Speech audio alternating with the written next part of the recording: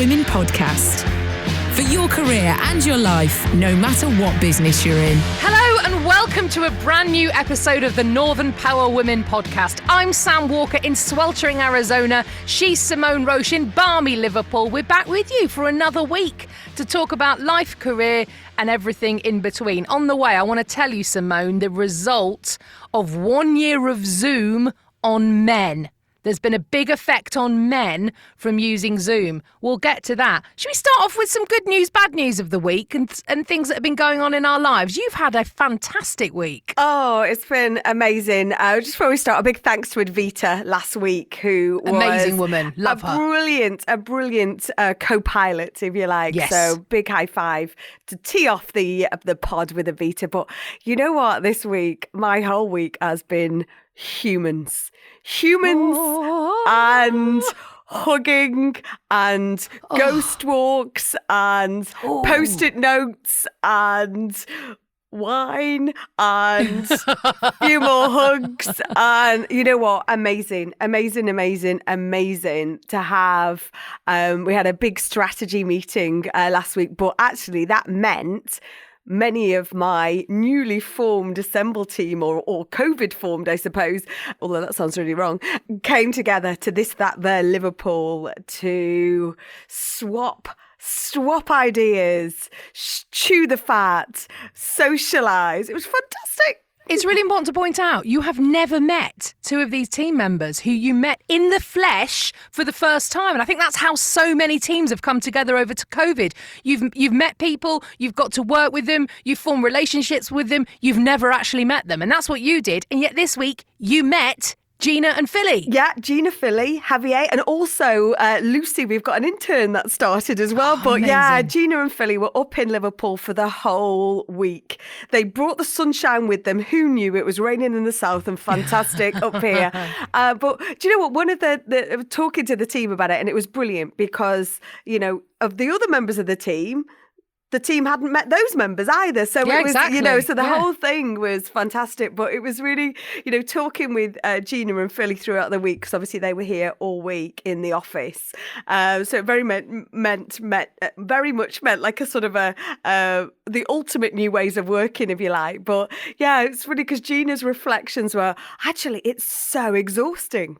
So exhausting, socializing, so exhausting, making those, you know, ongoing conversations, so exhausting, putting your views forward. You know, everything is quite shattering, isn't it? Because we're used to just sat there, tippy-tapping, doing what we do, jumping on a Zoom call, jumping off, you know, but actually the effort that it takes and the fatigue that brings with it as well. But also, I suppose, overwhelmed with the whole adrenaline that has fueled this week. So yeah, it's been a buzzy week, buzzy, but yeah, been really great. So massive thanks to all of the assembled MPW, MPF massive for, you know, just being part of this fantastic week. That's fantastic. Good news for me this week. And I know we're going to do our proper high fives later, but my 13-year-old daughter this week got her first vaccine. Wow. I know. They've rolled out from 12 years old in Arizona. So I'm fully vaxxed up, was a month or so ago now, a couple of months ago now. So's my husband. And yet they opened the ballots, if you like, or not the ballot, is it? It's just to register for the 12 and plus. And literally opened on Thursday. It was my birthday on Thursday. So I actually checked her in on Friday. There were loads of appointments over the weekend that didn't quite suit us because we were due to be away. And then booked her in. There she was yesterday. Good as gold. Isn't it fantastic? Oh, my God, that's amazing. And your weekend away? Oh. Well, if you follow me on social media, at Walker Sam on Twitter, of course, you would have seen me quite upset because Friday, yes, we were due to go away in our wagon, in our Winnebago RV type malarkey and have a weekend away, birthday weekend, all planned out. My daughter's birthday, my birthday. We had wine for me. She was allowed fizzy pop because it was her birthday. We had s'mores, which are those amazing concoctions of graham crackers, as they call them here. Bits like rich tea biscuits, really. Marshmallows and chocolate. You make them over a fire. They're disgusting and amazing. We had the guitars for sing-alongs. We had games of cards. We had colouring books. We were all set to go. Got in the wagon, turned on the engine.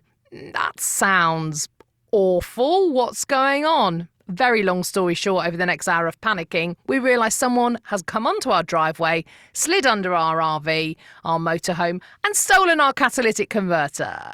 So completely ruined the weekend, couldn't go away, daughter devastated. It's her 10th birthday. But what has astounded me, Simone, is how prevalent this is. And you know me, my brain goes into overdrive. I start looking it all up. 300 thefts of catalytic converters in Phoenix in 2019. 3,000 and something in 2020. When was the last time it was this bad?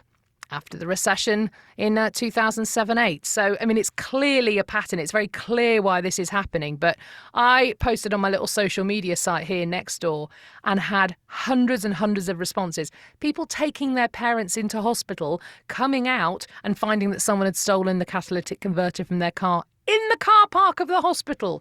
And you go, what special sort of crook does that? I mean, it's astounding, the stories that have come. So I'm sure if you're listening to this, you probably will know someone if it hasn't happened to you, because apparently it's rife in England as well. But you know what? It's devastating. It's so horrible. It's 200 quid or so to them. And it's thousands of dollars and so much heartache for the people that it affects. So shame on you, frankly. I don't think we have many thieves listening to the podcast, Simone, but just in case we do, stop it. Get a grip. Yeah, shame on you. Shame on you. So, well, hopefully you can get back on the road soon and you can celebrate your birthdays. Make them the longest ever celebration of your birthday. Eh? Right. That's what you got to do. You got to do it. The kids break up from school tomorrow. By the time this podcast is going out, the children have broken up from school here in the States. So we have the yawning chasm of the 4 million year long vacation, summer vacation, of which I don't know what to do with them. So I will probably be soaked in gin for most of the next 12 weeks. So wish me luck. Wish me luck. Now, exciting day today in the world of be-heard.io, the fantastic platform that lets you register to let your voice be heard. What's to do, Simone? So we are having a launch event with our 3 ambassadors. We've got Michelle Jones, we've got the wonderful Dr. Marnie Millard and the amazing Ganan Adamu. And we are going to be talking all things coming out of your comfort zone, speaking up to level up, and we're going to have some great top tips and, going to share stories, and it's passing that knowledge on, isn't it? And, trying to really encourage and cajole people to have their voice heard. So whether it's your side hustle, whether it's your passion project, whether it's what you do for your day job or whatever it is, it doesn't matter. You've got an opinion. You've got something that you love. So please do join us. We are using StreamYard, actually. We've never used this platform before. So because Be Heard is about amplifying voices, we are using StreamYard. So you'll be able to watch. So today, Monday the 24th, 12:30, you'll head to the Be Heard YouTube channel, Twitter or Facebook channels, and you will be able to join in the conversation. We'll also be recording it, so you'll be able to catch up at a later date. But please do sign up. Please do have your voice out there, because we've got producers from the BBC, we've got ITN coming along. You can sign up now as not just a speaker, but also a booker. So you might be a professional booker, you might be, from the media, or you might be somebody who's just trying to pull together your next community event. That's what this platform is for. So thank you so much. We've got over 150 people signed up to get the snippets. So come out of your comfort zone and be heard. I think that is an absolutely brilliant idea. And what I love is the fact you've got producers there from the Beeb and from ITV, because I think a lot of the fear around putting your hand up and saying, yeah, I'll go on the radio or the telly to talk about the thing I do as a day job for the last 20 years and absolutely know what I'm talking about, is you worry about getting tripped up, or you worry about being asked a question you can't answer. And I think it's really good to be able to demystify the other side of the process, because obviously I worked at the BBC for 20 odd years, and I remember my husband, when he was doing research at Manchester University, got asked to go and sit on the breakfast sofa. He was up all blooming night and he was saying, what if they ask me this, what if they ask me that, what if they ask me that? And I was saying to him, look, Dave, let me tell you from the other side, you are one in about 20 interviews the presenter has to do that day, okay? They are not going to have time to sit and go through your entire life's work. Really, they're not. They're not there to pick holes in your knowledge. They're there to ask you questions so you can add your expertise to the issue they are discussing. So they were talking about privacy around data and medical records and the like. And he was there to say, wait a minute, if you tick a box to let your data be shared, all it does is help science. No one's going to know that you, Simone Roche, had an ingrown toenail in 1997. That's not the information that gets shared. It's like, woman of this age has this condition or that condition. It's not anything personal at all. But he said, well, I had this pre-interview with the producer, and that's what will happen. The producer will call you and say, right, Mary Onions, you're here to talk about, this discovery that's happened in Antarctica, and you're going to say why it's important in the world of whatever it might be, nuclear fuel, perhaps it's a paleontological thing. And everything that you tell that producer is pretty much all the knowledge the presenter's going to have. So you are, in a way, calling the shots. You are creating the framework in which those questions will be formed. So really don't be afraid of the process, because it's just that presenter's going to be hanging off your every word, because they're not the expert, you are. So I think it's great that those are people from the media are there to demystify that. So do please go and join up. Go and have a look in the meantime, Simone. Get them on the website, b-her.io. Absolutely, yeah. So sign up as a speaker, sign up as a booker, sign up as both. Because actually, like me, we want people to come on this podcast, don't we? Yeah. We want people to share their life lessons and stuff. But equally, we want to have our voices heard. So I remember it was last August, we're on this very Thursday recording. Sorry, spoiler alert, we caught it in advance. We talked about it, didn't we? We've been contacted by the media about getting, a particular discussion point. And it was on this very podcast that we said, we are going to do something about it. And that's what we do, don't we? If we think there's something we can add value to, something we can do to level up, then guess what? We're doing it. So please do join in. This is for you. 100%. b-heard.io. Go and get involved. Thank you. You had a little sneaky of life lessons, a little sneaky mention in there, Simone, of life lessons. It's almost like we plan it. We really don't. So who has come forward with our life lessons this week? We have got the award-winning Chelsea Slater. So Chelsea Slater is the co-founder of InnovateHer. And if you flash back just 8 or so weeks, you may remember that InnovateHer was the winner of the Northern Power Women Awards Small Organisation. And I remember just on that evening, she was so overwhelmed and just couldn't believe it, So Chelsea is a social entrepreneur. She leads InnovateHer. They're on a mission to get girls ready for the tech industry and the tech industry ready for girls. And I love that slogan. I think it's fantastic. Here are Chelsea's life lessons. Hi Northern Power Women, it's Chelsea Slater and I am the co-founder of InnovateHer. I've got 5 questions here to answer. The first one is, have you ever changed careers? Yes, I have. I started my career in digital marketing, then I moved into technology, and now I'm in business and education. And I found that I've just got loads of transferable skills that kind of sit across all sectors. So other people will definitely have these as well. So I wrote all my skills down, read job descriptions in other sectors, and if you do that, there's no doubt that you'll be able to change your career. So what are your top tips for making presentations either within your company or at conferences?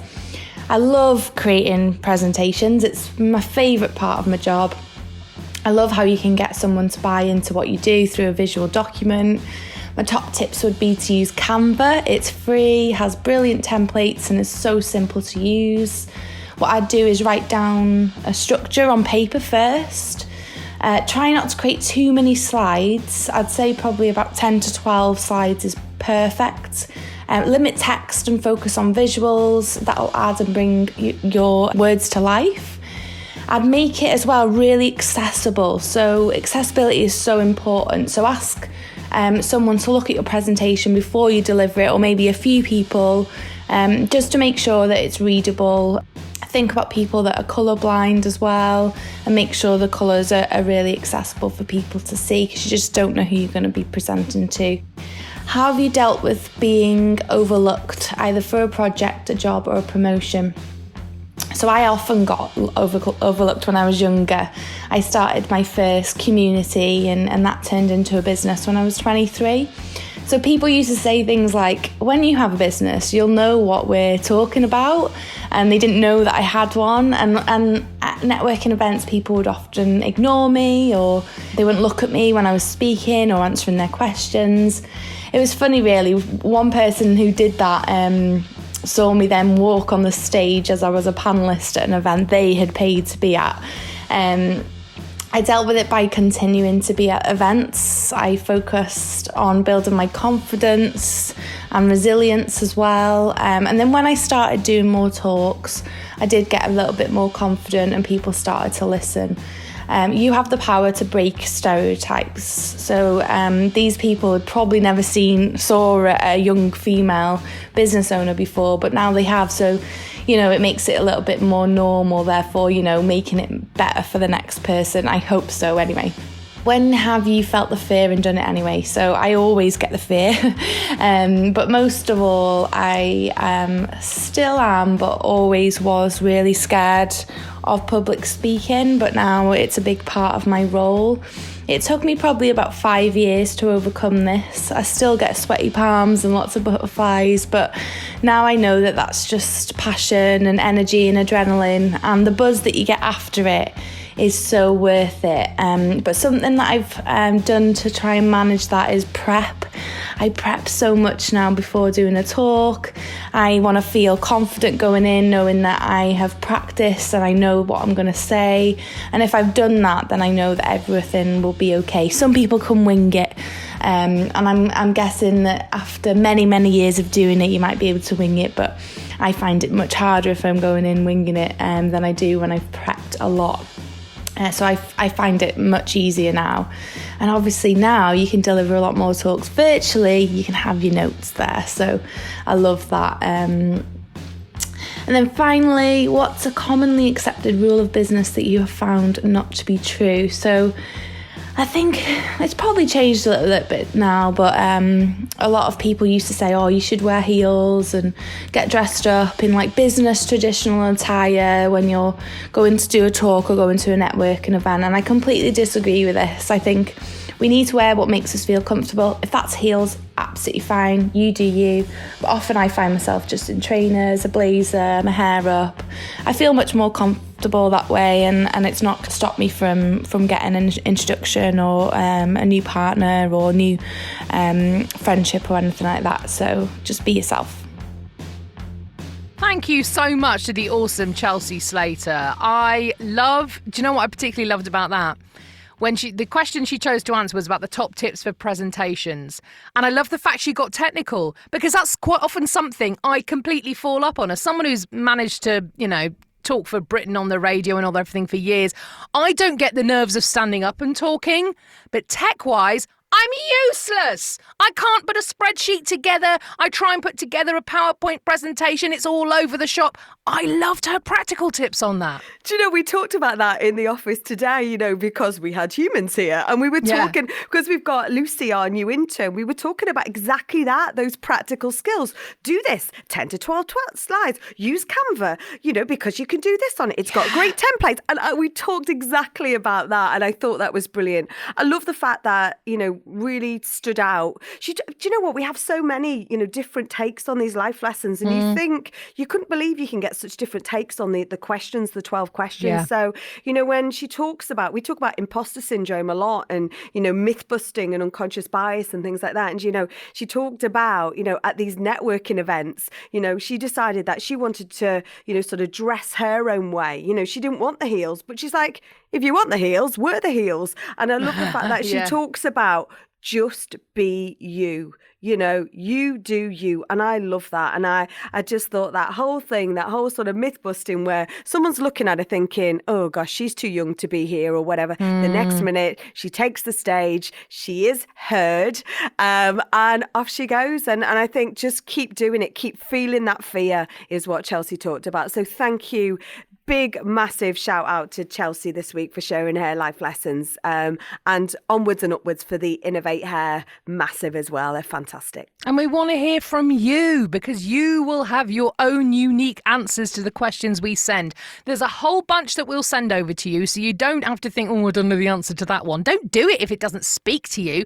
There's a whole load we'll send over. You pick 5 and then record it on your phone and send it back to us. We'll send you all the instructions. We'll talk you through it. It'll take you a couple of minutes, but it will make a big, big difference because we know, Simone, don't we? This is the favourite bit of everyone's week. We're irrelevant. Everyone loves the life lessons. It is 80% of the Northern Power Women website traffic goes to either the life lessons or the companion piece. And if you haven't had a chance to check that, we always now, our wonderful Gina Buckle, that she writes like a companion piece to go with it as well. So when she listens to those life lessons, she always listens to it with the mind, well, what do I want to know a bit more? So go and check out the website and read those companion pieces as well. So thank you so much to Chelsea. And Chelsea's also she's kicking off our high fives this week as well, Sam, because I know this week they have launched their e-learning platform and it's amazing. The team have worked so hard over the last 6 months and it's finally here, and she couldn't be more proud. Her and her business partner, co-founder Joe Morphy, they've just launched online.innovateher.co.uk, so please do check that out. Nafisa Shafiq, who was last week's life lessons, has been really high-fiving for completing Ramadan. And although COVID restrictions were still in place, she says they were not as tough as those that were announced last year. So a massive, big sort of high five. Thank you. And I suppose the great thing is that for Eid al-Fitr this year, that to celebrate the end of Ramadan, for the first time in over a year, loads of Muslims were able to get together with slightly more members of the extended family because you can now meet 6 people. I can't keep up with the British restrictions, to be honest, but I know it's a lot more than, as Nafisa said, than it was last year. So being able to share with your family, huge deal. So well done. Congratulations. Happy, I should say Ramadan Mubarak, even though it's a bit late for that. Eid Mubarak. Absolutely, because last year it was cancelled. There was a lockdown, wasn't there, or even further enforced literally on the eve of Eid. So Philly Strawn and Gina Buckle, some of the Northern Power Women, massive. Their high five has been in Liverpool for the very first time and meeting the team, and in brackets, absolutely managed to make it the way through all of Rob's tours. Rob, Northern Power Man, has been tour guide extraordinaire. And my high fives linked to the week as well. Alex Cousins facilitated our strategy day. And then you know what the wonderful Alex Cousins did? She arranged us a private tour for Liverpool. So for those of you who don't know, a big, massive shout out. It was amazing. We had, I think it was Chilla Black, and Judy Stench were the name of our street artists. That's brilliant. And they took us on a walking tour of the city with the team. And it was, what we hadn't realised was it was their first, their first time out since coming out of lockdown. So you can imagine how these guys have earned a living or haven't, as the case may be. So a massive high five to Alex for making this happen. Massive high five for the Liverpool, tour. It was fantastic. If you haven't done it, please do try it. It is fantastic. So big high fives. Yes, definitely buzzing for my people fantastic. Week. Love it. Well, look, before we head off into the sunset, I promised to tell you the kind of unusual effect that a year of Zoom seems to have had on men. And this was a report I read across a few media platforms this week that I feel kind of conflicted about it, really. Did you know that over the last year there has been a huge increase, a 70% increase in men consulting with cosmetic surgeons? So there has been this huge increase in the States and also in the UK. The articles I was reading were based in the UK and I looked it up. It is also very much a thing here in the States. Essentially 70% increase. And this is because men have been looking at themselves on screen pretty much all day, every day. Botox, dermal filler for jawline definition was the big one. A one called a face tight, a procedure which reduces double chins. And in fact, do you remember the comedian Jimmy Carr a couple of months ago said that he'd had all his teeth done and he'd had a hair transplant because he said what he was seeing on screen didn't reflect how he felt inside. And there has been this huge increase. I didn't know this though, Simone. Did you know there is a tool? I've never seen this. There's a tool on Zoom allowing people to smooth their skin's appearance. Wow. Where's this? I have no idea, but I'm going to have to root that one out. Well, I don't know if it was on a special advanced professional version or something. I don't know. But if anyone's used that, apparently more and more men are clicking that than before as well. As more research that they've done. So I just thought, I don't know. I mean, there's some people who might go, oh, now men are kind of dealing with what women have dealt with for years. But I don't think that's a positive thing. I think that's a negative thing. You know, we all have body image issues for one way or another. All of us. And for now, men to start to feel that pressure to look a, quote, certain way in the way that women have for decades, I think, oh, no. Oh, no. Oh, no, we don't need that, do we? And actually, that's one of Philly's comments this week. She was like, oh, my goodness, it's an amazing to have a meeting with someone without seeing myself looking back at me. That's so true. So it's funny you should talk about that. But yeah, it is, isn't it? Because we're like that. And then we kind of look and you're paying attention. Then you shift into the right thinking, oh, my God, lift your chin up, lift your chin up. And then you're like, do you know what? Suck it up. It's all, do you know what? We are who we are. As Chelsea Slater says, just go be you. 100%. Well, look, thank you so much for listening this week. Head to the website b-her.io, sign up for your profile, head to the website northernpowerwomen.com and get involved with life lessons, please. Thank you so much. We will be back with you on Monday, May the 31st. Until then, she is Simone Roche, I'm Sam Walker, and the Northern Power Women podcast is a What Goes On media production.